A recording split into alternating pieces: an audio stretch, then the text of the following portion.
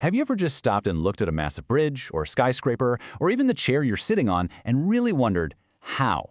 How is all of this staying up? It looks like it should be impossible, right? Well, it's not magic. It's actually this incredible invisible dance of forces. So let's pull back the curtain and see how it all works. I mean, think about something like Brunel's Clifton Suspension Bridge. It's been hanging there for over 150 years, just shrugging off gravity, wind, and all the traffic. So why doesn't it just fall down? The answer is all about one simple but incredibly powerful idea: perfect balance. Okay, so to get our heads around how these huge structures stay put, we have to start with the big picture. We're talking about the world of external forces and the #1 goal for any engineer: making sure nothing moves. And the rulebook for all of this? It's a field called statics. It's just what it sounds like: the study of things that are static or at rest.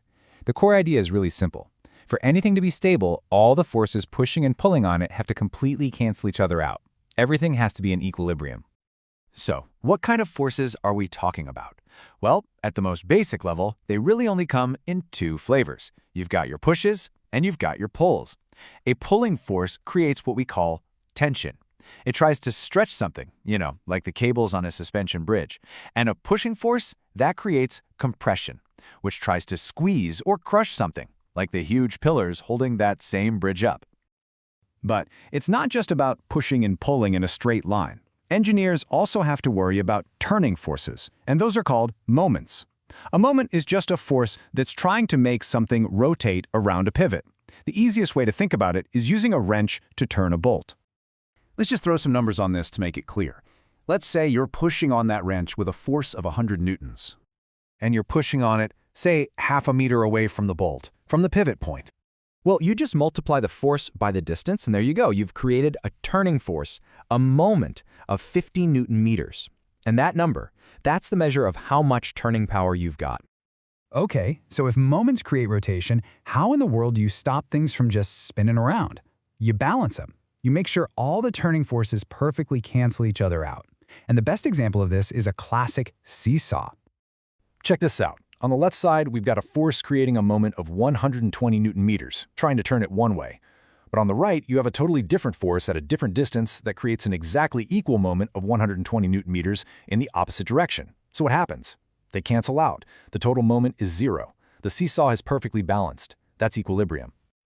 So we've handled the external forces. Everything's balanced. But what's actually happening inside the steel of that bridge? Now we get to zoom in, moving from the visible world of pushes and pulls to the hidden world of forces happening right inside the material itself. Now this might sound a little strange, but this is probably the most important idea of all. When you apply a force to any material, it deforms, it stretches, or it squishes. Now you usually can't see it with your own eyes, but even a huge, solid steel beam behaves like a really stiff spring. And to measure what's going on, engineers use two absolutely critical concepts: stress and strain. The easiest way to think about them is cause and effect. Stress is the cause. It's the internal force the material is feeling, kind of like the intensity of the force. Strain is the effect. It's how much that material actually stretches or deforms because of the stress. And here's where it gets really cool. The relationship between the stress you put on a material and the strain you get back isn't random at all. It's a completely unique property for every single material out there. It's like its mechanical fingerprint. And that fingerprint has a name. It's called Young's modulus, or just E for short. It's basically a single number that tells you exactly how stiff a material is, how much it's going to fight back against being stretched.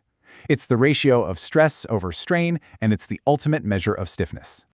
And the rule here is as simple as it gets. The bigger the E value, the stiffer the material. It's that easy. For something with a high Young's modulus, you have to apply a ton of stress just to get a tiny little bit of strain. And this chart just says it all, doesn't it? Look at steel, way up there at 206 gigapascals. Then you have aluminum, it's 70. And then look at rubber, way down, it's barely even on the chart. This massive difference is exactly why we build our world out of steel and not, rubber. All right, so let's zoom back out and put all the pieces of the puzzle together. We've talked about balancing the outside forces with statics, and we've talked about the inside forces with stress, strain, and Young's modulus. So how does it all come together to make a safe design? Well, it follows this beautiful logical flow.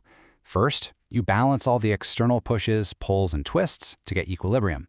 Then, you calculate the internal stress that this balance creates inside the material. From there, using the material's unique fingerprint, its Young's modulus, you figure out how much it's going to stretch. And finally, the most important step, you double-check that the material is strong enough to handle all of that without failing. That's it. That's the heart of structural design. So let's just nail this down. Equilibrium is what keeps things standing still. That stability creates internal stress.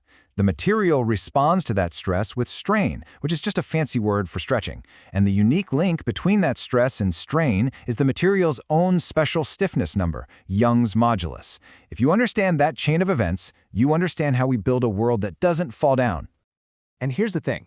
These principles of stress, strain, and balance, they aren't just in bridges. They are absolutely everywhere. They're in the bones of a bird, in the trunk of a tree, they're in the very chair you're sitting in right now. So now that you know the basics, you can start to see these invisible forces holding everything together. What are you going to notice first?